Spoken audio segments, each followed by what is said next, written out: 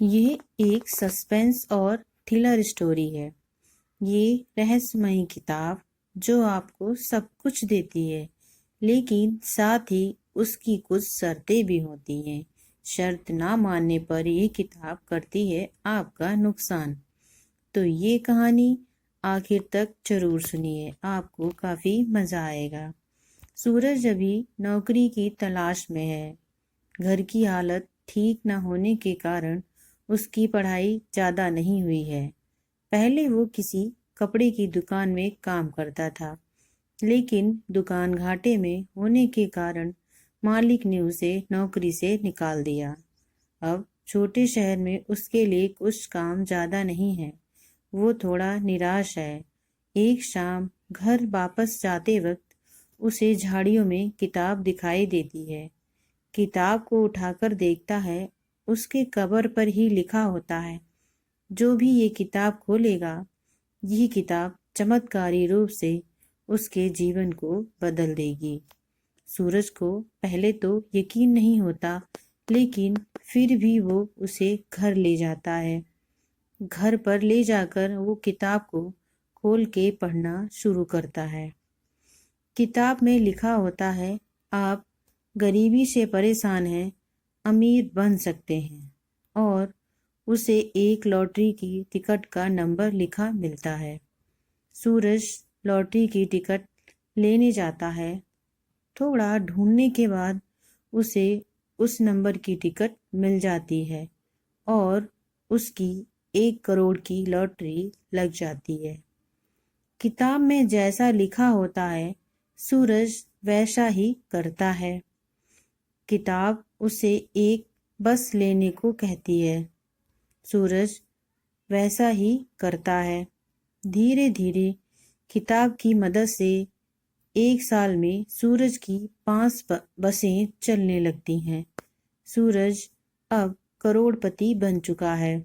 समय ऐसे ही चलता रहता है। सूरज की इनकम बहुत ज़्यादा हो चुकी थी। वह पैसे के नशे में कुछ ज़्यादा ही उड़ने लगा था। फिर एक दिन सूरज एक अहम नियम तोड़ देता है। किताब की शर्त थी कि उसे रोज एक बार खोल के पढ़ा जाए। सूरज पैसे के नशे में एक दिन किताब खोलना भूल जाता है। फिर जब उसके अगले दिन सूरज किताब खोलता है, तो किताब की शर्त ना मानने की वजह से किताब उसे दंड स्वरूप उसकी आधी दौलत दान करने को कहती है, वो भी 2 दिन के भीतर। सूरज को लालच आ जाता है। वह किताब की बात नहीं मानता। उसकी बात ना मानने पर किताब उसे आखिरी चेतावनी देती है और लिखती है कि अगर उसने ऐसा नहीं किया तो उसकी सारी दौलत बहुत जल्द खत्म हो जाएगी। सूरज को अब गुस्सा आता है। वो किताब को लेकर फिर जंगल में झाड़ियों में फेंक देता है और सोचता है कि अगर वो ठीक से काम करेगा तो ऐसा कुछ नहीं होगा। अगर ये किताब मेरे पास नहीं रहेगी तो मुझे इसका कोई दंड भी नहीं देना पड़ेगा। इसलिए मैं इस किताब को यहीं पर फेंक कर वापस अपने काम को ठीक से करूँगा। लेकिन सूरज जो सोचता है, ऐसा कुछ नहीं होता। उसकी एक बस किसी बड़े नेता के घर की दीवार तोड़ देती है। फिर सूरज पुलिस और कचहरी के चक्कर में फंस जाता है। उसे जेल भी हो जाती है। धीरे धीरे किताब ने जो बोला वो होता है।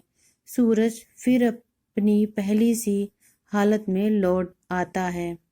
सूरज उस किताब को खोजने फिर जाता है, लेकिन सूरज को ये किताब कहीं भी नहीं मिलती। वह अब अपने सर को पकड़कर बहुत रोता है और बोलता है कि जीवन में हमेशा अपने कार्य को नित्य और नियम से करना चाहिए। आज मैंने मेरे पास जो कुछ था वह सब कुछ खो दिया है, लेकिन उसे वो नहीं मिलता। शायद अब वो किसी और का भविष्य बदल रही होगी। अगर ये कहानी आपको अच्छी लगे तो प्लीज़ चैनल को सब्सक्राइब कीजिए। धन्यवाद।